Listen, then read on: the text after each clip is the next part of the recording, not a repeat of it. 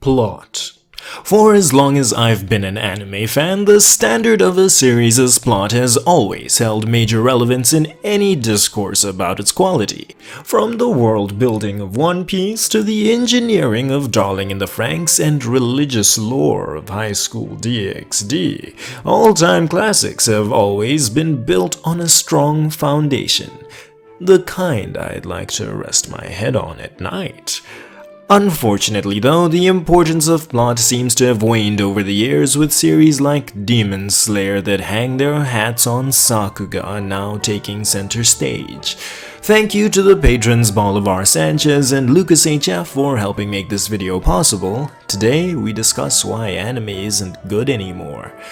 Okay, before I truly confuse some poor souls, in case we have any newer anime fans among us, I'll explain. Back in the day, the ecchi genre was among the most popular and prominent of all genres. I dare to say it was what isekai is today. If a new series wasn't rich in fan service, it honestly wouldn't generate much buzz in the Western anime community and rarely got a fair shake. Plot was the be-all and end-all for everything outside of the big three and the other major long-running titles of the time. So how did we go from that to no one actually knowing what, if any, ecchi titles are even airing in a given season? Well, as is my specialty, I'm about to share my unsupported theories with you in a way just convincing enough that they sound believable. Buckle up, this ride is about to get jiggly. The year is 2014. Ecchi anime is at its all-time peak in terms of popularity. High School of the Dead fans are wondering just when they're getting another season while they have to subsist off the innovative Kill la Kill and compromise their standards to accommodate the hit new thing everybody's been talking about. No Game No Life. Because Maken-Ki's second season was watchable but didn't provide that same excitement of the original. Most of the titles that had shaped several generations of anime fans, from Naruto to Bleach to Fairy Tail, Hunter x Hunter, and even Toriko, were all coming to an end one after the other, and the future of anime was in question. Though the return of the Dragon Ball franchise served as a good distraction, we all had those nagging thoughts in the back of our minds about what would be next. What new series would be able to fill the shoes of these titans that had been grown 3 sizes by nostalgia? When this series did come to be, would its promise be detected early enough that it wouldn't fall prey to the Machiavellian profit-calculating Jump editorial department before it had the time to blossom? And even then, would we have to sit through another 10 years of year-round releases before we could get to the peaks we enjoyed from the other anime that inducted us into the fandom? None knew what the answers to these questions were, but we all knew what they weren't. Even if High School DxD was poised for the 6 seasons its author had harped on about, that was far from the savior anime was looking for. And honestly, thank God. Sure, plot was fun and all. Haha, この 2D 彼女のおっぱいは完璧だ! But we couldn't all stay degenerates forever. From our anime popes and pioneers to even us viewers, the anime fandom, believe it or not, wasn't getting any younger. Well, at least not yet. Everyone was getting older, less easily impressed, the magic and fascination were dwindling, and honestly, we were starting to understand why we were being bullied. Why we were outcasts. Even if we tried to use the big three to show everyone that anime was mature, it wouldn't be taken seriously if we had a scantily clad Rias Gremory figure as our backdrop or donned a t-shirt brandishing a busty teenage blonde. It was time for reform, and the then community leaders led the way. Over the next few years, the anime encyclopedia, Misty Chronexia, introduced AniTube to innumerable never-before-seen anime and would flex on plebs and poke at the egos of everyone who'd seen the big 3 Death Note and Code Geass before acting like they knew everything. The rest of the gang, including Lost Paws, The Anime Man, and Aki Dearest, made it fun to expand your horizons and knowledge about anime, through all manners of challenges from guessing the OPs to recalling commercials commercial and production details or even forming mental alphabetized databases. They'd blend recommendations into whatever elaborate activities they might have planned to subtly encourage increased anime watching.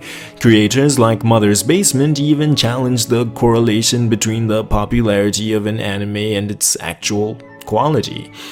He was by no means the first SEO hater, but he was certainly the most renowned, forcing people to think for themselves and articulate why they felt a certain way about a given anime instead of just going along with whatever the general opinions might be. This is all without even mentioning some of the earliest pioneers like Giguk the Anime Zone, who was one of the first people who'd just watch an anime and talk about it.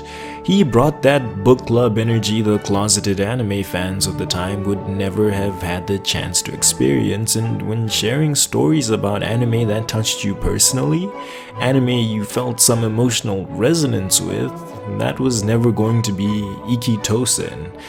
As seasonal culture grew stronger and fans tried to find diamonds in the rough or special stories they thought might one day hold the same status as the big three, ecchi anime were just brushed over because honestly, they were all the same. If you'd seen one, you'd seen them all. The novelty wore off and the genre didn't adapt to meet the changing times.